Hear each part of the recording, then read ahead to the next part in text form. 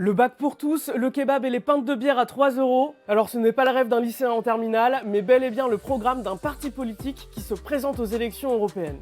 Ça se passe en Allemagne et le parti s'appelle Die Partei, littéralement le parti. Bon, accrochez-vous parce qu'en fait c'est l'acronyme de Parti pour le travail, l'état de droit, la protection des animaux, la promotion des élites et l'initiative démocratique. Il s'agit donc bien évidemment d'un parti satirique. Il a été fondé par Martin Sonneborn, l'ancien rédacteur en chef de Titanic, l'équivalent de Charlie Hebdo en Allemagne.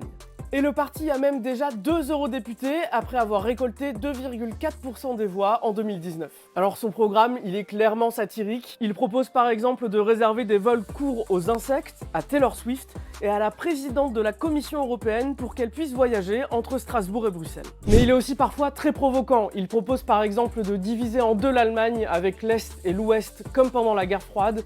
Et ils avaient comme slogan en 2014 « Merkel est bête » ou encore « Merkel est grosse ». Au Parlement européen, le patron du parti a une technique bien particulière, il vote pour et contre en alternance, mais quand les votes sont serrés ou importants, il se range du côté des partis progressistes. Car malgré sa ligne politique farfelue, Die Partei veut surtout empêcher les partis d'extrême droite d'arriver au pouvoir. En 2017, ils ont ainsi piraté une trentaine de groupes des membres de l'AfD, un parti d'extrême droite en Allemagne. Ils ont exclu les administrateurs et ont changé les noms des groupes, par exemple, le média Slate relève que Sharia, de plus en plus en Allemagne, est devenue Shakira, quand revient-elle en Allemagne?